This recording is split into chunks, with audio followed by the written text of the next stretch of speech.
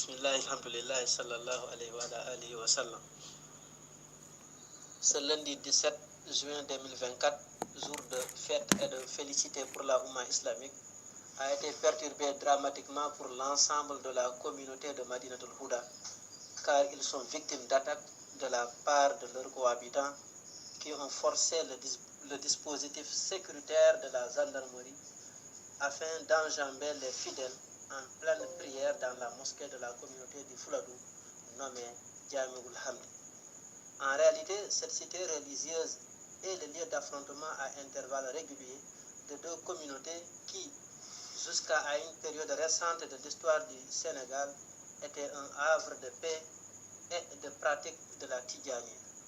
Cette cité a une histoire spécifique dont nous rappelons brièvement les grands axes afin de faire comprendre à l'opinion nationale et internationale ce qui se passe réellement dans cette localité et infirmer les déclarations de contre-vérité qui circulent.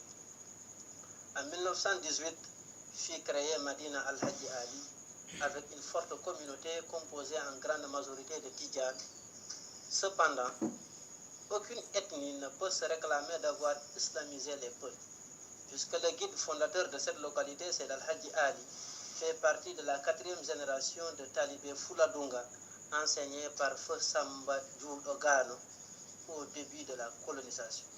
Au Fouladou, socialement et spirituellement, la conséquence la plus significative de la mise en place de l'administration coloniale fut la création de Madina Al-Hadji en 1918. Cette création précède la stabilisation définitive des frontières de la colonie du Sénégal vers 1920. Depuis cette création, les talibés ont fusé de partout dans la sous-région pour rejoindre cette cité religieuse. Ainsi, on nommait Mamadou Saïdou Bah, venu du Fouta, s'est rendu à Madina Al-Hadji en 1928, 10 ans après la fondation de la localité.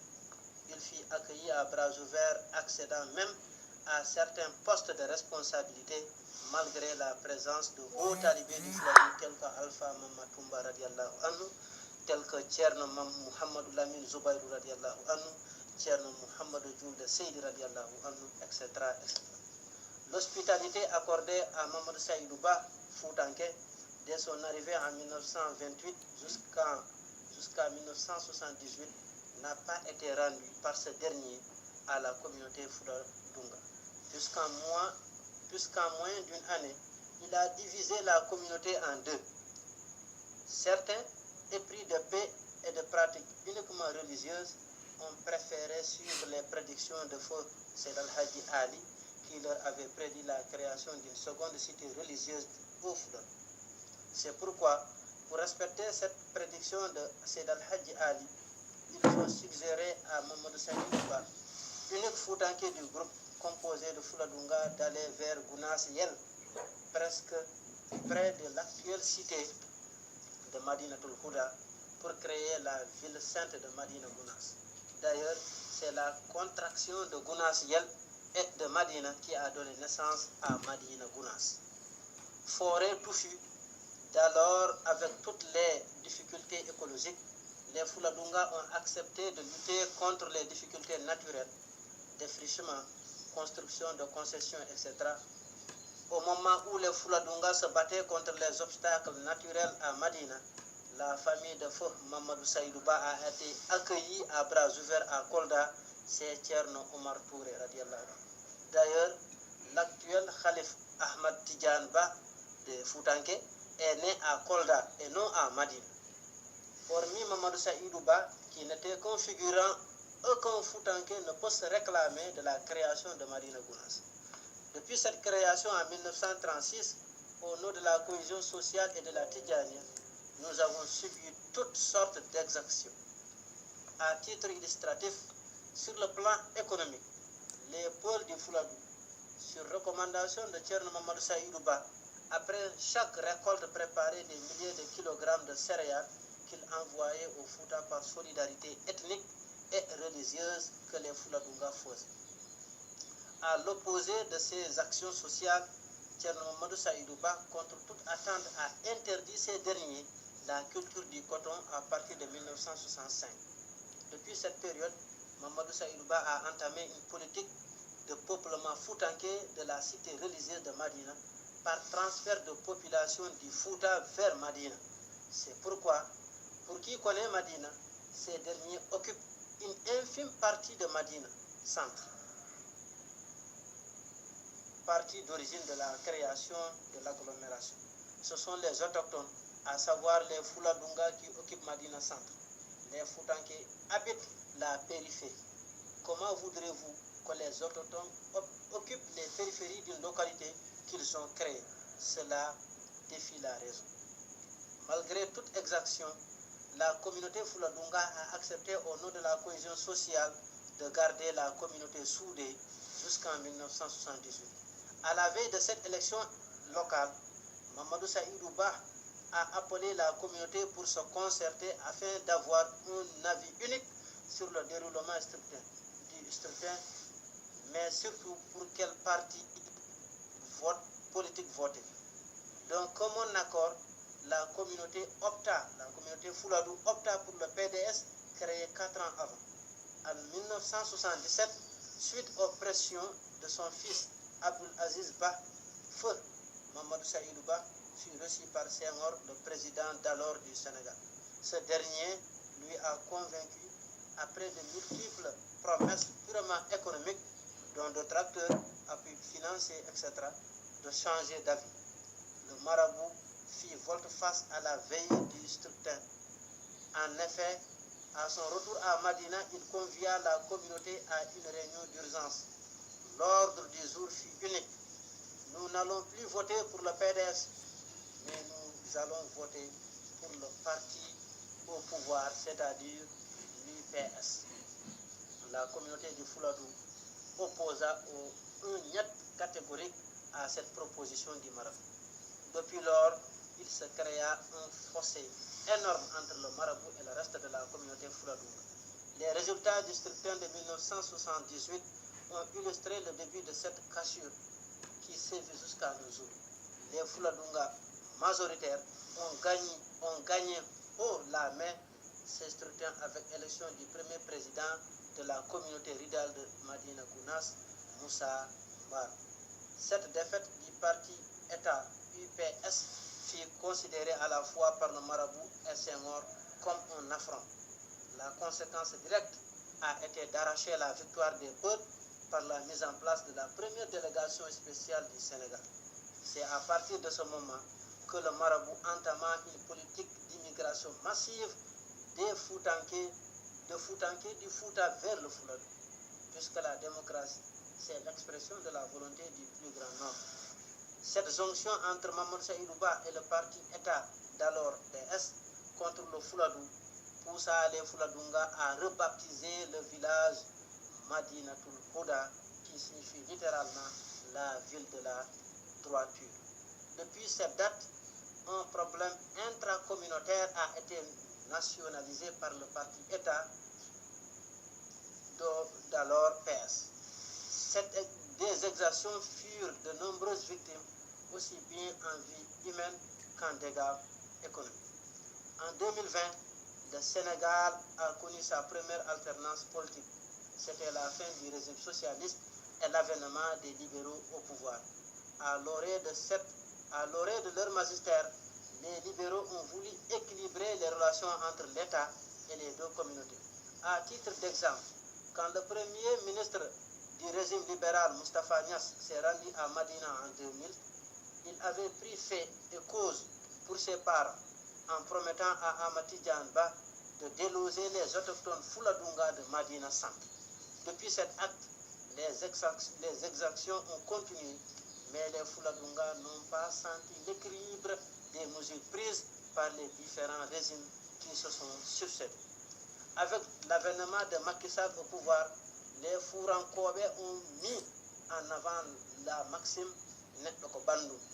C'est pourquoi ils se sont permis d'accentuer les exactions et autres ignominies, notamment la fermeture des cimetières communs aux deux communautés par Amati Djanba, sans au préalable informer la communauté de Tcherno Ahmad Saïd Barle, radiallahu anhu.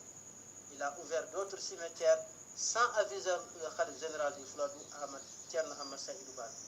Ce dernier a aménagé sa propre parcelle avec l'accord des autorités sanitaires de la cité pour servir de cimetière. À sa grande surprise, les autorités communales de Madina lui ont demandé de cesser d'utiliser ces cimetières après y avoir inhumé des dizaines de corps sans lui proposer une alternative. Pacifiste et humaniste, comme il a toujours prôné, Amadou Tognara Yoktarago, Tcherno Amadou a demandé aux autorités communales de lui proposer une alternative puisqu'on ne peut pas prévoir un décès naturel. C'est ainsi qu'après 2 mois de négociations, les autorités administratives se sont rendues auprès d'Ahmad Tidiane Ba pour lui convaincre d'accepter que les cimetières soient communs aux 2 communautés. Le marabout Seda et Tcherno Ahmad Saïd radiallahu anhu, contre la volonté de certains, a accepté d'enterrer les siens dans les cimetières communs. Toutefois, 2 communautés clairement identifiées avec des mosquées distinctes, la logique voudrait qu'on laisse Tcherno Ahmad Saïd radiallahu anhu maintenir ses propres cimetières comme le sont les 2 mosquées. Ceci allait atténuer la conflictualité et épargner aux 2 communautés des conflits réguliers. Mais l'administration n'a pas joué sa partition. En guise d'exemple, la ziyara annuelle de Madinatul Houda, qui regroupe des milliers de pèlerins venant des 4 coins du monde, n'est toujours pas reconnue par l'État sénégalais alors qu'elle prépare sa 39e édition. À la veille de la ziyara 2023, Ahmad Tidiane Ba avait demandé aux Fouladunga d'enlever leur tente positionnée devant la mosquée de Tcherno Ahmad Saïdou Balé. Les forces de défense et de sécurité détachées pour les besoins de cette ziyara avaient déjà fixé l'itinéraire de Ahmad Tidiane Ba, d'un commun accord avec les 2 communautés. À son entrée à la ville, il a voulu changer d'itinéraire sur aucune base légale. Les forces de défense et de sécurité ont maintenu l'itinéraire initial. Ahmad Tidiane Ba a considéré ceci comme un affront. À Madina, pour éviter des conflits, les autorités administratives, en accord avec les 2 communautés, ont fixé des heures de prière pour les vendredis et les fêtes religieuses, Korité et Tabaski. Pour les vendredis, la communauté Fouladunga, dirigée par Tcherno Ahmad Saïdou Bal radiallahu anhu, prie toujours en premier de 14h à 14h30. La communauté Foutanké entame sa prière à partir de 15h. Pour les fêtes de Korité et Tabaski, la communauté Fouladunga prie de 9h30 à 10h. À partir de 11h, les Foutanké prennent le relais. Pour cette année, Ahmad Tidiane Ba, pour créer des affrontements, avait minutieusement préparé les siens à attaquer les Fouladunga durant leurs heures de prière, puisque quelqu'un qui avait l'habitude d'aller prier à partir de 11h pour la fête de Tabaski était pour cette fois-ci sur le chemin du retour à 10h. À son retour, il a demandé aux forces de défense et de sécurité présentes sur les lieux d'ordonner aux Fouladunga d'arrêter leur prière sous prétexte que son cortège devait passer devant la mosquée Jami'ul Hamd. Les forces de défense lui ont demandé soit de changer d'itinéraire, soit de patienter jusqu'à ce que la communauté Fouladunga termine sa prière. Il a considéré cela comme un manque de respect. Après le retrait des fidèles Fouladunga, les forces de défense et de sécurité ont sécurisé Ahmad Tidiane Ba jusqu'à son domicile. Les attaques des Foutanké contre les biens, domiciles et boutiques des Fouladunga n'ont commencé qu'après qu'ils ont rejoint son domicile. Aucun bien du marabout Ahmad Tidiane Ba n'a été touché par les Fouladunga, source des forces de défense. La furie des Foutanké atteste à suffisance qu'ils avaient tout planifié. La destruction des concessions et autres biens des Fouladunga le prouve suffisamment. Face à cette situation, Tcherno Mounirou Balé, Khalif général du Fouladou, a promptement réagi. Il a appelé à ses almopés, ses talibés, disciples, de rester calmes et de ne pas répondre aux exactions de leurs cohabitants, comme l'a toujours prôné son frère Tcherno Ahmad Saïdou Bal radiallahu anhu. Toutefois, les Foutanké continuent de perpétrer des attaques dans les champs et sont en train de voler le bétail des Fouladunga. Ainsi, à l'attention de l'opinion nationale et internationale, nous, population des Fouladou, exigeons de l'État du Sénégal, du régime en place, de diligenter le plus rapidement possible une enquête indépendante pour situer les responsabilités très clairement et que logiquement les coupables soient punis et les biens vandalisés soient restitués. Fait à Kolda le 7 juin 2024 par la commission d'organisation de la ZIAD.